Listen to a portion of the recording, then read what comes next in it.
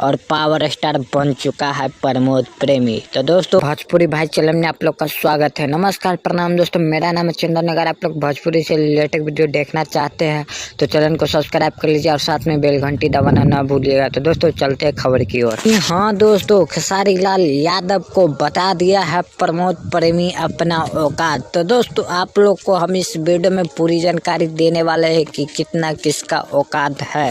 हाँ दोस्तों, पहले बात करेंगे भीष का। दोस्तों भीष कितना लाया है खेसारी लाल यादव? तो दोस्तों भीष लाया है खेसारी लाल यादव 10 घंटा में 10 लाख।